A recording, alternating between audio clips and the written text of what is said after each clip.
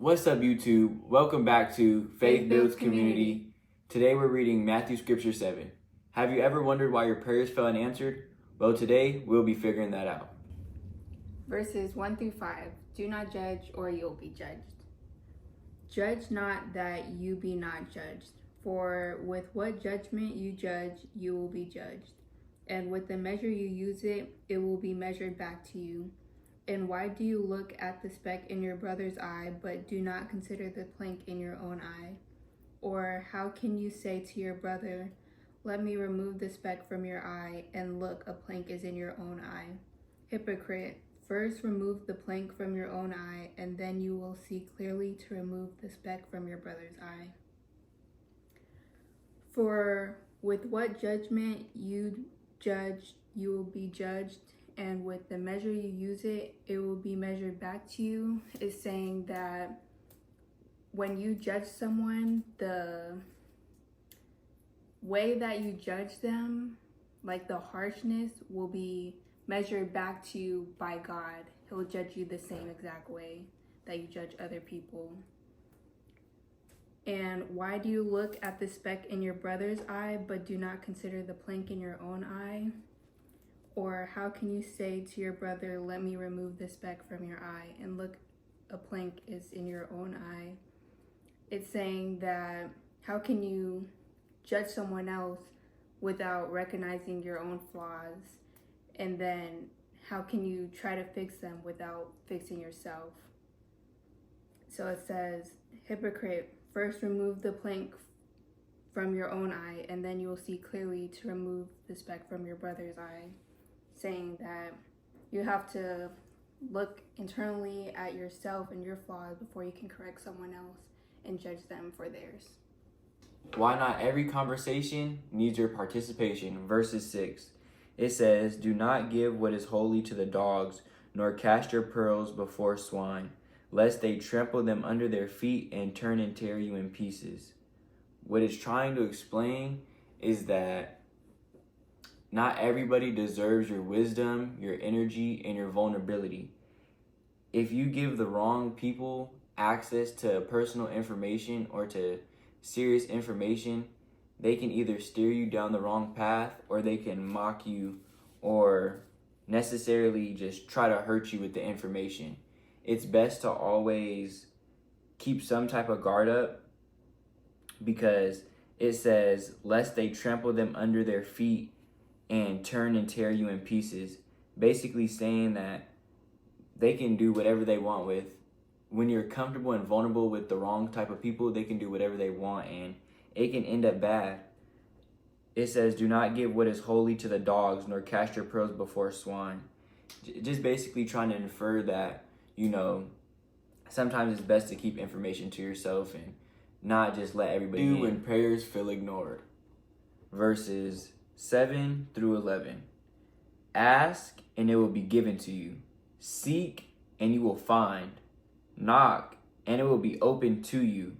For everyone who asks receives, and he who seeks finds, and to him who knocks it will be opened.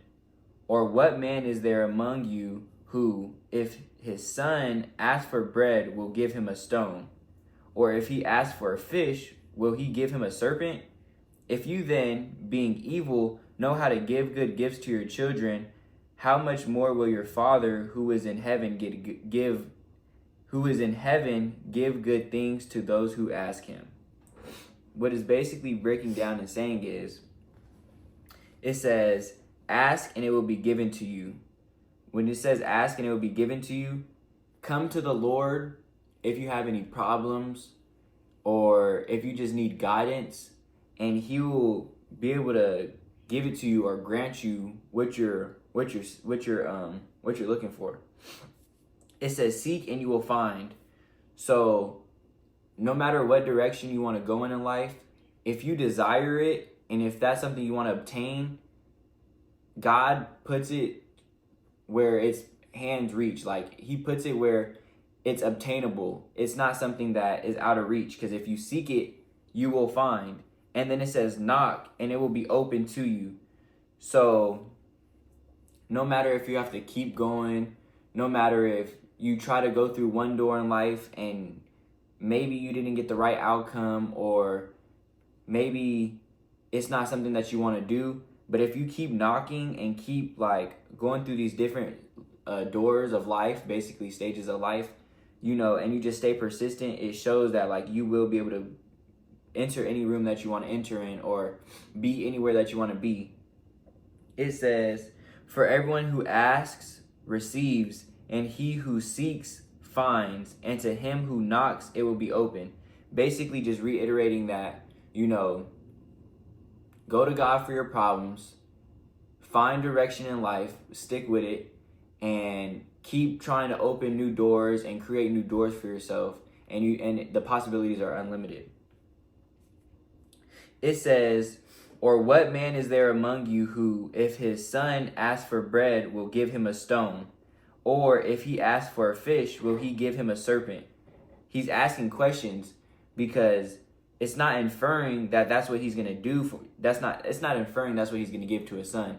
But he's saying, will a man do this for his son? Will a man give this to his son? It says, if you then, being evil, know how to give good gifts to your children, how much more will your Father who is in heaven give good things to those who ask him? It's implying that even if you're not necessarily a bad parent, but even if you're inhuman and you make human decisions, but you're still trying to do for your kids, he's gonna for surely like keep blessing you and keep blessing your family, because he understands that as humans we make mistakes, but we try our best to still provide or take care of our loved ones, or in this reference, kids. So that's what verses 7 through 11 is about. Why popular culture isn't always wise culture. Verses 13 through 14. Enter by the narrow gate, for wide is the gate and broad is the way that leads to destruction, and there are many who go in by it. Because narrow is the gate and difficult is the way which leads to life, and there are few who find it. What it's trying to explain is that it's easy to follow a group of people, or it's easy to follow a specific trend that's going on, but it's harder to stand alone and stand with integrity when you know right or wrong. So it's trying to say, don't be so accepting and be so okay with following a bigger crowd, or like a lot of people, when you know it's not the right things, when you know you don't feel right doing it. It's better to stand alone and be about something that's more meaningful than amount to nothing and you just look cool doing it. I would say it's going to be harder, but it leads to a better life. And there are people who find it. You just have to persevere and, keep going and just try to be your best. How to recognize fake leadership. Verses 15 through 20 says, beware of false prophets who come to you in sheep's clothing, but inwardly they are ravenous wolves. You will know them by their fruits. Do men gather grapes from thorn bushes or figs from thistles? Even so, every good tree bears good fruit, but a bad tree bears bad fruit. A good tree cannot bear bad fruit, nor can a bad tree bear good fruit. Every tree that does not bear good fruit is cut down and thrown into the fire. Therefore, by their fruits you will know them. Beware of false prophets who come to you in sheep's clothing, but inwardly they are ravenous wolves. Is saying that beware of people that are spreading the gospel but not living by the gospel. You will know them by their fruits, meaning you can tell by their actions if they're truly living by the gospel, whether they say it or not. It says, even so, every good tree bears good fruit, but a bad tree bears bad fruit. A good tree cannot bear bad fruit, nor can a bad tree bear good fruit. It's just pointing out the deception that a person can put off the image that they're good by speaking the word to people, but if they're not truly living it, then they're putting out bad fruit. And it says, every tree that does not bear good fruit is cut down and thrown into the fire. It just means that if you are not genuinely spreading the word for positivity in the world, then God will not accept you. So, therefore, by their fruits you will know them. It just means pay attention to their actions and if they align with what they're saying. The danger of fake faith, verses 21 through 23. Not everyone who says to me, Lord, Lord, shall enter the kingdom of heaven, but he who does the will of my Father in heaven. Many will say to me in that day, Lord, Lord, have we not prophesied in your name, cast out demons in your name, and done many wonders in your name? And then I will declare to them, I never knew you, depart from me, you who practice lawlessness. What Jesus is trying to explain is that you're not gonna be granted righteousness if you've just used God for your benefit. The only way that you will be able to be welcomed into heaven and, looked upon is if you're actually moving with intent to follow God's true path that he left for us on this earth.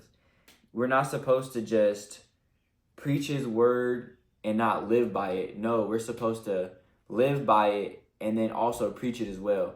So if you're going on social media and you're portraying an image that, you're godly, but in private, you're not really doing what you need to do, it's going to show when it's your time to answer to him. And he says, I will declare to them, I never knew you. Depart from me, you who practice lawlessness. Basically saying, if you're disobedient, if you have no patience, if you have no guidance to stay on the path that you need to stay on to follow God, then when it's your time to talk to him, don't come knocking and making it seem like you've been doing everything in your power to get through them pearly white gates. No, because if you did, you would have been taking this more serious and you would have been actually holding him to a higher standard. Or like you would have been holding yourself to a higher standard to really follow his path.